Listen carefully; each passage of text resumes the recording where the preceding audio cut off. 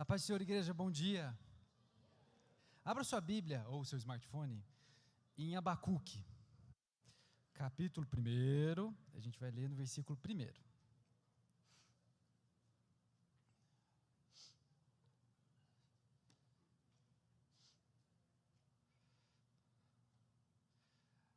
Eu peço só uma desculpa para os irmãos, porque está iniciada internacionalmente a temporada de gripe em Uberlândia.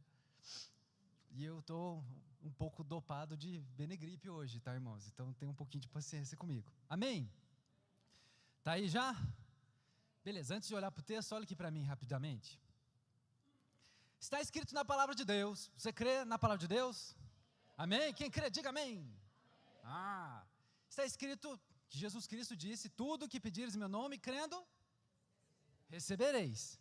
Você crê que se a gente orar para essa garrafa flutuar no nome de Jesus Cristo, vai acontecer? Vamos tentar? Senhor Jesus, ora comigo, irmão, estende a mão aqui. Oxi, povo sem fé. Senhor Jesus, em nome de Jesus, nós clamamos a Ti, Senhor, que essa garrafa venha flutuar em nome de Jesus, pois está escrito na Tua palavra que tudo que nós pedimos em nome de Jesus, crendo, receberíamos. Então ela vai flutuar em nome de Jesus, amém. Fala amém. Não acredito, ela caiu. Eu não acredito mais em Deus. Deus é uma mentira, Deus é um mito. Agora eu vou começar a ler Richard Dawkins. Deus é uma desilusão. Vou militar no Facebook, no Instagram, no TikTok. Vou militar no X, vou militar onde der. Volta para o texto. Vamos lá, Abacuque 1, versículo 1. Eu vou ler como se... Os irmãos aqui conhecem a Bíblia falada. O Cid Moreira, irmãos, lê na Bíblia. Eu vou ler feito o Cid Moreira, vai vendo. Advertência revelada ao profeta Abacuque. A primeira queixa de Abacuque. Até quando, Senhor, clamarei por socorro, sem que tu ouças? Até quando gritarei a ti violência, sem que traga salvação? Por que me fazes ver a injustiça e contemplar a maldade? A destruição e a violência estão diante de mim. Há luta e conflito por todo lado. Por isso, a lei se enfraquece e a justiça nunca prevalece. Os ímpios prejudicam os justos, e assim a justiça é pervertida. Amém, irmãos? Vamos lá, eu li assim de propósito. Existe um grupo de pessoas, e infelizmente eu conheci muita gente assim, e eu acredito que essas pessoas, elas leem pouco a Bíblia. Que elas têm a impressão, irmãos, todas as vezes que ela ouve uma história bíblica, ela lê, ela tem a impressão que a Bíblia é aquele ambiente hollywoodiano dirigido por Steven Spielberg, sabe? Jesus Cristo está lá no monte e falando: em verdade vos digo, igo, sabe? E o sol se pondo, e aquele tom pastel de fotografia, e aquela trilha sonora maravilhosa, want to live forever, enquanto Jesus fala, aquela coisa maravilhosa de Hollywood. Isso é uma coisa péssima, irmãos. Inclusive eu estava falando com os irmãos aqui, antes do ensaio do louvor, que tem gente que lê a Bíblia, e mesmo que a Bíblia fala, isso aqui são símbolos, a pessoa acredita mesmo que aquilo ali vai acontecer daquele jeito. Irmãos, esse tipo de interpretação, ela dificulta um pouco a gente entender que os personagens bíblicos, eles eram homens e mulheres como eu e você. Eles não estavam em um momento etéreo, com trilha sonora e tom pastéis ao pôr do sol no Monte das Oliveiras. Eles passavam situações, muitas vezes, muito piores que as nossas. Muito mesmo. A situação de Abacuque era a seguinte. Claro, se a datação cronológica estiver correta no que os estudiosos dizem, Abacuque, ele escreveu esse livro em um momento de intensa crise na história de Israel. Uma potência hegemônica chamada Babilônia estava tomando tudo quanto era reino. E aí, Israel, de alguma forma, ele sempre depositou alguma esperança no vizinho do oeste deles, chamado o Egito. Só que acontece que em 605 a.C., aconteceu uma batalha na cidade de Carquemis, na região de Carquemis. E a Babilônia simplesmente acabou com o Egito, venceu o Egito, acabou com a última esperança que Israel tinha. Pode não parecer muita coisa, mas imagina uma guerra entre os Estados Unidos e a China hoje. E de repente, a China vence, por exemplo. A gente ia ficar assim, nossa, A China venceu os Estados Unidos, ou o inverso, nossos Estados Unidos venceu a China. Eram batalhas de potências hegemônicas riquíssimas e tremendamente perigosas. Quando isso acontece, Abacuque, ele vai, coloque isso entre aspas, tá? Reclamar com Deus, vai tirar satisfação com Deus.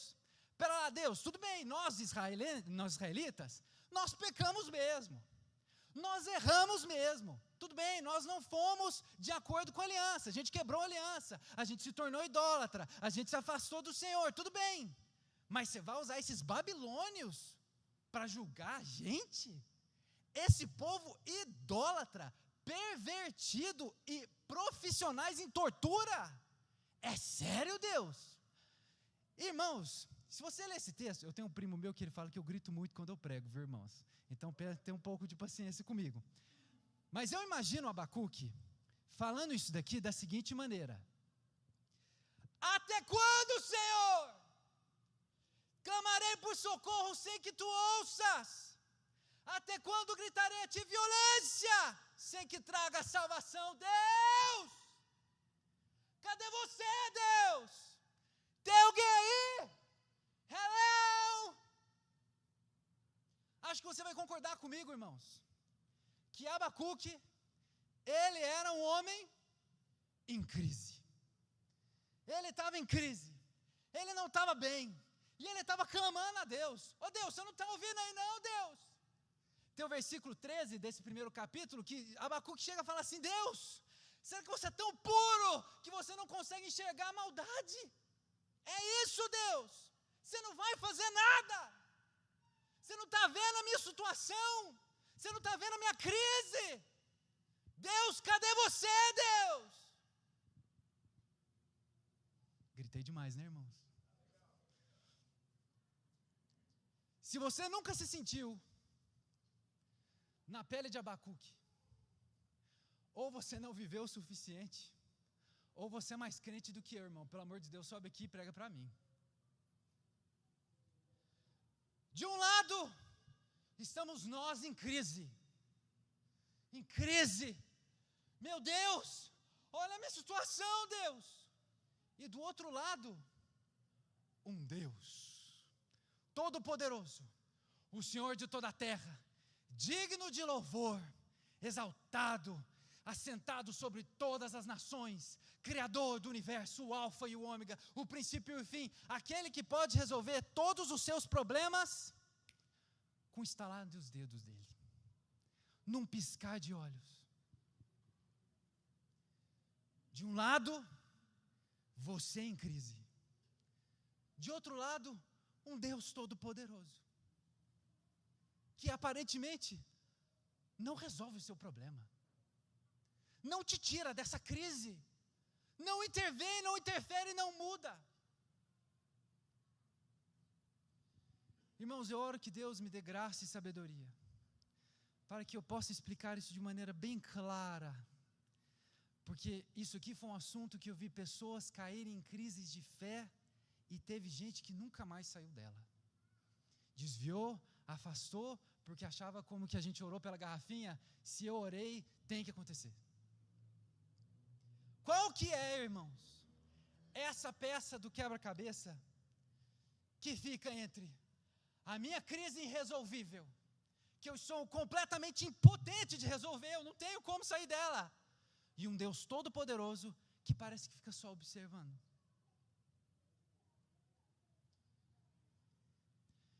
Vamos aos poucos, tá, irmãos? Como o pastor Silas falou, espera eu terminar. Irmãos, antes disso, eu quero falar para os irmãos, eu quero recomendar 2 livros. Se você já veio aqui no culto do amigo, provavelmente você está cansado de ver eu recomendar livro. Em primeiro lugar, irmãos, eu recomendo livros porque eu gosto mesmo de ler. Mas em segundo lugar, irmãos, porque infelizmente, eu já presenciei e vi muito na internet alguns preletores pregando como se estivessem inventando a roda, sabe? Eu recebi uma nova revelação. Deus ficou calado 2025 anos de cristianismo esperando eu nascer para Ele trazer essa nova revelação. E aí, irmãos, eu trago esses livros para mostrar que isso não é, eu não estou inventando a roda. Isso aqui que eu vou falar, irmãos, não é a minha opinião, as vozes da minha cabeça. Isso é algo que Deus já ministrou a muitos homens e mulheres de Deus ao longo da história do cristianismo, dos quais esses dois aqui. Esse aqui, o Quarta Dimensão, do David Young Cho, e aquele Oração Intercessória, especialmente aquele Oração Intercessória, irmãos, eu recomendo para todo mundo. Se você tem esse tipo de questionamento, Deus, mas eu oro, parece que não acontece. Quanto tempo que eu tenho que orar? O que eu tenho que fazer? Eu oro uma vez, agradeço o resto? O que eu vou fazer? Aquele livro é espetacular. Vai para o YouTube, se você quiser olhar, é só acessar de novo a palavra, tá, irmãos? Entre nossa crise e um Deus todo-poderoso, que pode resolver todos os nossos problemas no estalar de dedos, o que há naquela peça? Irmãos, e aí a gente corre para Filipenses 2:3. Eu não vou pedir para a gente abrir, porque eu quero andar rápido hoje. Filipenses 2:3 está escrito o seguinte, presta atenção. Porque Deus executa em vós o querer e o efetuar, ou o realizar. Tá joia? Deus executa em vós o querer e o realizar, ou efetuar. Eu não vou entrar na exegese do texto, tá, irmãos? A gente vai pegar só esse texto. Muito bem. Deus executa em nós o querer e o realizar. O que significa isso? Significa, em primeiro lugar, que entre a nossa crise e um Deus todo-poderoso, Senhor de toda a terra, que pode resolver tudo no estalar de dedos, está a vontade soberana de Deus. Não adianta eu falar, Senhor, faz flutuar. Não adianta eu falar, Senhor, eu quero sonhar com 6 números da Mega Sena. Ia ser bom, né, irmãos? Mas se não for da vontade soberana de Deus, não adianta. Irmãos, deixa eu falar uma coisa muito séria. Eu conheci pessoas que passaram muito tempo orando e depositando a sua fé em coisas que eu sabia que Deus nunca ia fazer. E se você acha que eu estou inventando moda, tem um versículo bíblico que diz assim: vocês pedem e não recebem, porque vocês pedem mal. Então, orações não respondidas é bíblico. Não estou inventando moda. É preciso saber, em primeiro lugar, irmãos, que Deus, Ele não é Papai Noel. Não é sair pedindo e as coisas vão acontecendo, porque sim, porque Deus, Ele tem que me mimar, Ele tem que fazer o que eu estou pedindo. A vontade de Deus não é como a vontade de um Papai Noel. Por outro lado, irmãos, eu coloquei essa imagem aqui, porque esse filme é um filme que chama God Serengeti, Deus Serengeti. Que é o seguinte, é uma curta-metragem daquele senhorzinho ali, que ele tem uma mesa enorme, que ele fez uma maquete tipo de um mundo, sabe? Com árvores, com montanhas, com cavernas. E aí um dia, acho que dá para ver aqui pequenininho, tem um monte de seres humaninhos ali. Ó. Aí um dia começou a surgir seres humanos ali. E aquele senhorzinho, ele começou a brincar de Deus com esses seres humanos. Esse filme é uma sátira ao cristianismo. Ele começou a judiar deles, maltratar deles. Às vezes ele dava chuva, se eles não cantavam, não faziam sacrifício, ele não ajudava. É uma sátira. Só que essa não é a vontade de Deus. Deus não é um Deus sádico, que fica assistindo a gente sofrer e dando risada. Esse não é o nosso Deus. Então, como é a vontade de Deus para a minha vida? Irmão, se a gente correr para Romanos 12:2, a gente vai ver que a vontade de Deus, ela é boa, perfeita e agradável. Ah, aleluias! Boa, perfeita e agradável para Deus ou para mim? A resposta é sim, para você e para Deus. Uma frase que a gente ouve muito aqui na Multibron, que eu adoro, espetacular, é: Deus, Ele nos dá aquilo que nós nos daríamos se nós soubéssemos o que Ele sabe. Essa é a vontade de Deus para as nossas vidas. Amém, irmãos? Irmãos, existe um tipo de oração que quando a gente faz, Deus responde. Existe um tipo, uma maneira de orar que quando nós oramos, Deus, Ele vai interferir, Ele vai fazer. Está interessado? Quer saber como orar de maneira que Deus faça? Não é que a gente vai pôr Deus na parede não, irmãos, é a maneira como Ele ensinou biblicamente. Quer saber? Então eu vou contar. Só mais um pouquinho de silêncio para fazer suspense. Tá bom, vamos lá, irmãos. O esquema é o seguinte: Deus, Ele vai fazer, Ele vai executar, se nós orarmos a sua vontade. Oh, que anticlímax! Meu Deus do céu! Mas aí a pergunta que não quer calar é a seguinte: ok, tudo bem, mas como é que eu vou conhecer a vontade de Deus? Porque Deus, Ele é o soberano, Ele é muito acima de mim. Como é que é uma loteria? Eu saio orando que nem metralhadora, aí Deus fala assim: esse aqui eu vou responder, esse aqui não, esse aqui não sei, esse aqui talvez depois de amanhã. É assim que funciona? Escuta isso, irmãos, isso aqui, depois que eu aprendi isso aqui, mudou minha vida de oração. Escuta essa. Minha esposa que estava aqui, e eu acho que ela foi lá para as crianças, se você perguntar para mim o que sua esposa gosta, eu sei. O que sua esposa não gosta, eu sei também. Se você me perguntar assim, o que você faz que sua esposa fica irritada querendo te dar um soco na cara, eu também sei. Se você falar assim para mim, o que você faz sua esposa derreter inteirinha, fica, eu também sei. Eu conheço as vontades da minha esposa. Por quê? Porque eu desenvolvi um relacionamento íntimo com ela. Você quer conhecer a vontade de Deus para a sua vida? É preciso desenvolver um relacionamento íntimo e sincero com Ele. Através de uma vida de oração, e meditação da palavra, e jejum, e comunhão dos santos. É diário, é um relacionamento diário, irmãos. É assim que nós conhecemos a vontade de Deus. Deixa eu te contar uma coisa. Eu tenho que te dar um aviso. Quando nós desenvolvemos um relacionamento íntimo com Deus, algumas coisas vão sendo transformadas dentro do nosso coração. Tem coisa que a gente gostava, que parece que a gente não gosta muito mais. Nossa, eu gostava tanto daqueles amigos, mas está me incomodando um pouco ficar perto deles, acho melhor eu dar uma afastada. Nossa, eu gostava tanto daquele sertanejo de traição. Fala, Deus. Isso está meio que me incomodando um pouco, acho que não vou ouvir isso mais não, sabe? Eu gostava tanto desse tipo de programa, eu gostava tanto desse tipo de música, eu não sei, está me incomodando um pouco. A vida de relacionamento com Deus, ela é um processo que vai transformando os nossos corações. À medida com que nós temos esse relacionamento, o Senhor vai tirando para fora aquilo que Ele não gosta. E Ele vai colocando no nosso coração os sonhos, os desejos e as vontades dEle. E à medida com que nós temos um relacionamento íntimo e diário com Deus, a gente começa a ser transformado, é um processo. E a gente começa a sonhar os sonhos de Deus. A gente começa a almejar aquilo que está no coração de Deus. E a gente começa a orar por aquilo que Ele colocou em nós. Ele fez o querer, então Ele fará o executar. Amém, irmãos? Glória a Deus, aleluia. Nós temos que conhecer a vontade de Deus. Só que a palavra de Deus também diz que o nosso coração é enganoso. E agora, José?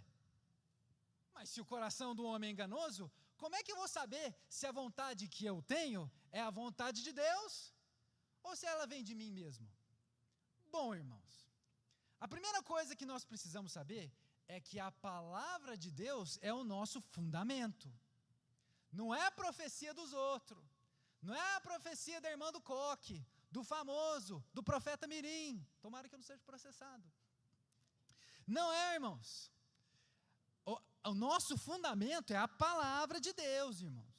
O que a palavra de Deus diz sobre vontades? Bom, nós temos uma bússola, um compasso, um direcionamento fundamentado na palavra de Deus. O primeiro deles é o seguinte: Deus não se contradiz. Em 1 Coríntios 14, 33 está escrito: Deus não é um Deus de confusão. E daí? Bom, significa que se Deus proibiu algo na sua palavra, tô doido para fazer, pode saber que não vem do coração dele. A gente tem que dar nome para o pecado, né? Então posso falar? Vou deixar gente sem graça aqui, irmãos. vou começar a falar. Eu tô lá, não é meu caso, tá, irmãos? Estou falando, sou casado. Tô lá com a minha namoradinha. Tô doido para levar ela pro motel. Deve ser Deus.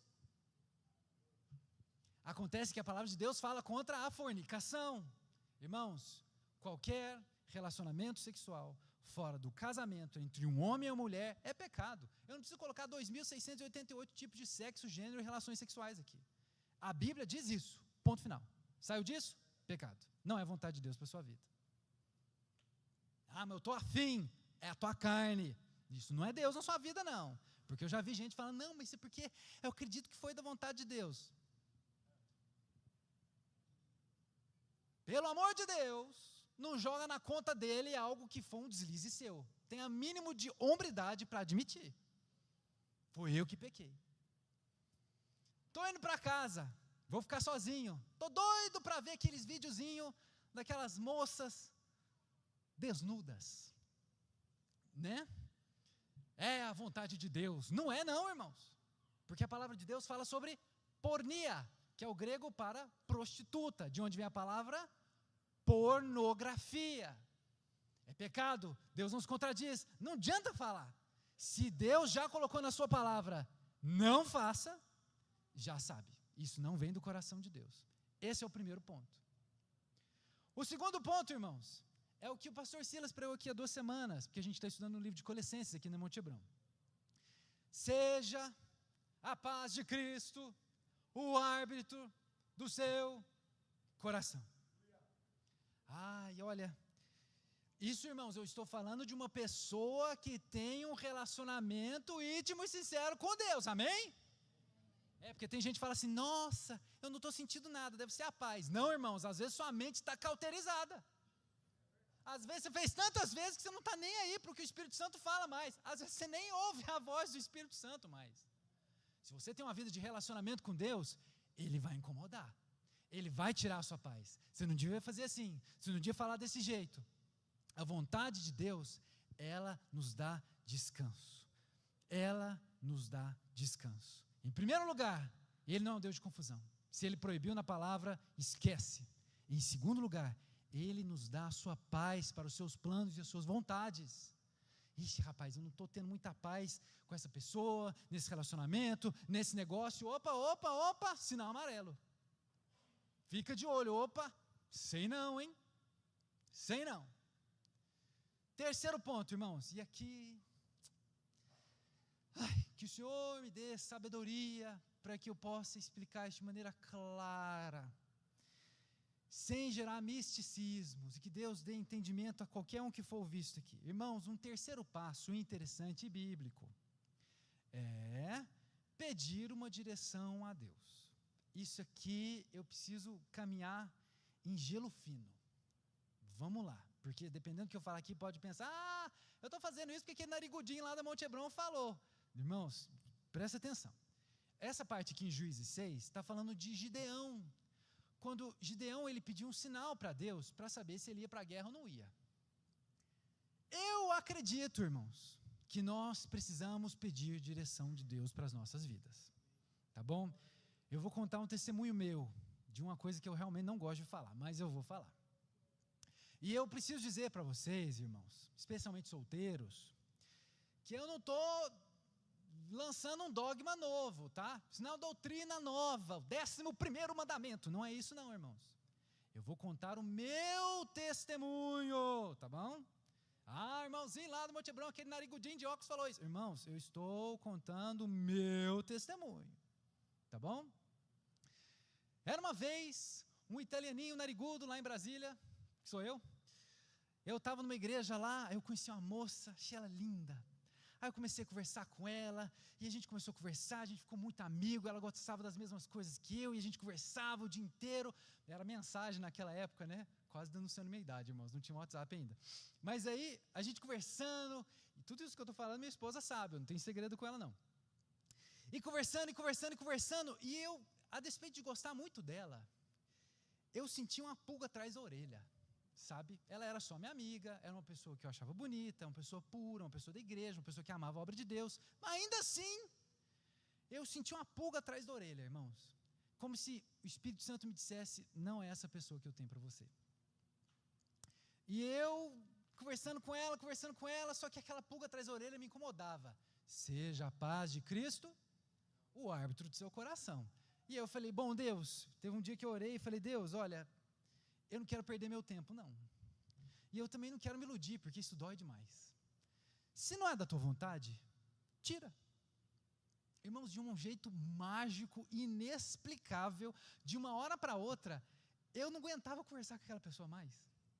Eu lembro um dia que eu estava sentado conversando com ela, e ouvindo ela, mas a minha cabeça estava assim, gente, cadê a saída? Eu preciso sair daqui. Gente, essa moça não cala a boca. Pelo amor de Deus, moça, fica quieta, só um pouquinho para poder pensar, ouvir meus pensamentos. Irmãos, esse foi o sinal que eu pedi para Deus. Eu pedi para Deus interferir na minha vida de maneira clara, que eu soubesse qual que era a vontade dEle. Eu confesso para os irmãos que hoje eu sou casado, mas eu fiz isso a minha vida inteira.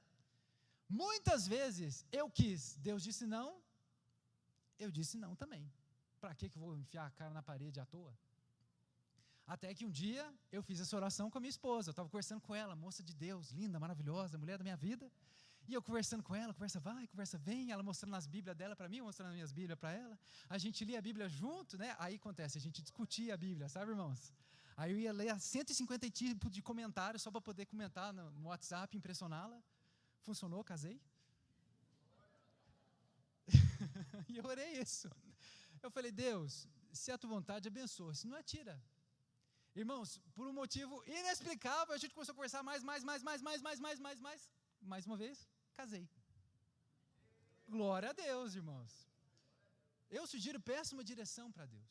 Eu vou ser franco com os irmãos. Eu acredito em profecias, tá? Mas eu acredito que a gente precisa ter filtro. Ai, irmãos, eu não queria contar esse testemunho, mas veio aqui e eu vou contar agora. Era uma vez um italianinho lá no sul de Minas, que sou Joe. E aí, eu virei líder de louvor de uma igreja lá no sul de Minas. E aí tinha uma irmãzinha lá, ai meu Deus do céu, qual é o nome dela? Vou chamar ela de Josefina. Aí tinha uma irmãzinha lá, Josefina, que ela era brother, assim, dos jovens, sabe, grupo de jovens. Eu falava, e aí, Josefina? Ela, e aí, estica, tudo bom? Era tipo tudo amigo, sabe? Depois que eu virei líder de louvor, as coisas mudaram um pouquinho, sabe, irmãos? Porque eu falava, e aí, Josefina? E ela, ai.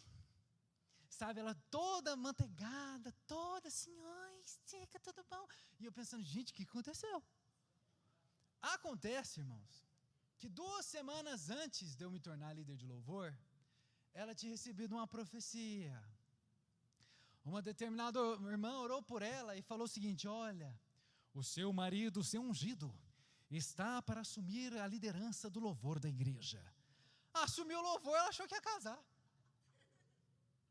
Irmãos, naquela época, eu estava fazendo vestibular, eu só queria ir para Brasília e fazer relações internacionais, eu não estava nem aí para o sul de Minas, podia cair uma bomba, não, cair uma bomba não, porque o queijo e o café de lá é santo a Deus. Mas eu não estava querendo ficar lá. Irmãos, certamente isso foi uma profetada. Eu creio, meu posicionamento, mais uma vez, não é o 11º mandamento, novo dogma, nova doutrina, nada disso. Eu creio que as profecias que me entregam, normalmente, para não dizer sempre, são uma confirmação de Deus a algo que Ele ministrou anteriormente no meu coração. Ele já tinha falado e alguém orou e confirmou, olha, Deus está falando isso. Opa, isso já estava no meu coração. Então, irmãos, só para terminar, para não gerar misticismo, viu, irmãos? O nosso fundamento está aqui. O nosso fundamento está na palavra de Deus. O nosso fundamento não está na opinião de fulano e ciclano, na profecia que me entregaram. Não, porque eu que te vejo que você vai ser um multimilionário. Amém, irmãos, mas eu tenho os 3 pés atrás nesse tipo de profecia. Nós conhecemos a vontade de Deus através de um relacionamento íntimo com Ele, não através da profetada de fulano e ciclano. Amém, irmãos? Ficou claro? Ok, irmãos, vai ninguém pedir assim, ó, Deus, se não for tua vontade, um anjo querubim com sua espada desembainhada descerá sobre a terra, tocando uma trombeta e biscando. Não vai ser assim, né, irmão? Vai pedir nada disso, né, irmãos? Amém. Se eu fosse você e você fosse eu eu estaria pensando assim, glória a Deus, aleluia. Mas irmãozinho, você está falando aí de sonho, de vontade de Deus a médio e longo prazo, coisas que vão acontecer lá na frente. Acontece que eu estou em crise hoje, acontece que eu preciso que Deus age na minha vida ontem. Meu filho, me responde uma coisa, como eu sei de fato se Deus vai intervir na minha crise? Irmão, escuta, eu disse para você que o nosso fundamento é a palavra. Se Deus prometeu em sua palavra, Ele vai cumprir. Irmãos, eu vou falar isso sem medo de errar. Isso vai para o YouTube, depois alguém pode até brigar comigo, mas eu vou falar isso sem medo de errar. Todas as pessoas que nutrem um relacionamento íntimo com Deus e que permanecem em fidelidade, obediência e submissão, o Senhor intervirá na crise delas. Você não precisa ter a menor dúvida. Ele intervém. Pode não ser do jeito que a gente espera, porque eu não posso prometer para você que Deus vai curar todas as suas feridas, Deus vai tirar o nome de todo mundo do SPC Serasa, Deus vai encher todas as nossas contas de dólares. Senhor, eu tomo posse, mas eu não posso prometer isso, irmãos, porque eu não conheço a vontade soberana de Deus para a sua vida. Mas uma coisa eu te garanto, se você permanecer, Deus vai intervir. No caso de Abacuque, irmãos, no caso de Abacuque, Deus não mudou toda a situação. Deus não acabou com a Babilônia. A Babilônia foi uma potência hegemônica por quase um século depois ainda, irmãos. Sabe, depois, lá para, sei lá, em meados do século V, que a Pérsia tomou a Babilônia. Foi muito tempo ainda que a Babilônia foi tomando um monte de império e sendo muito, muito, muito violenta em cima dos reinos. O problema de Abacuque não foi resolvido, mas Deus interferiu. Sabe como Deus interferiu na vida de Abacuque? De diversas maneiras, mas uma delas, em mudança de perspectiva. Abacuque estava reclamando, chiando e falando, Deus, você não vai fazer nada. E ele terminou o livro falando, ainda que a figueira não floresça, ainda que um monte de coisa não aconteça, ainda assim, eu me alegrarei no Senhor. Irmãos, se Deus prometeu em sua palavra, Ele vai cumprir. Naquele que permanece fiel e obediente, não tenha a menor dúvida, sem medo de errar, Deus vai intervir. Nós estamos falando que aquilo que Deus prometeu na sua palavra, Ele cumpre. Deixa eu só ler esse salmo para vocês. E eu queria terminar, irmãos, porque eu queria fazer um apelo. Porque a palavra de Deus diz que a oração dos santos pode muito em seus efeitos. Então, se você quer receber uma oração, se você está em crise, se você está assim, meu Deus, eu preciso de ajuda, vem aqui na frente. Mas escuta só essa. Olha só o que Deus fala na sua palavra, Salmo 37. Não se aborreça por causa dos homens maus. Não tenha inveja dos perversos, pois como o capim logo secarão, como a relva verde logo murcharão. Confie no Senhor e faze o bem. Assim você habitará na terra e desfrutará segurança. Deleite-se no Senhor e Ele atenderá os desejos do seu coração. Entregue o seu caminho ao Senhor. Confie nele e Ele agirá. Ele deixará claro como a alvorada que você é justo e como o sol do meio-dia que você é inocente. Descanse no Senhor e aguarde por Ele com paciência. Não se aborreça com o sucesso dos outros. Não se aborreça com um monte de gente postando foto de viagem no Instagram, que está indo para o Japão, para a Coreia, para os Estados Unidos, para Marte. Não se aborreça, nem com aqueles que maquinam o mal. Evita a ira e rejeite a fúria. Não se irrite, isso só leva ao mal. Pois os maus serão eliminados, mas os que esperam no Senhor receberão a terra por herança. Espera no Senhor, confia nele. Irmãos, olha aqui o versículo 4. Deleite-se no Senhor, tenha agrado do Senhor, ame o Senhor, e ele atenderá os desejos do teu coração.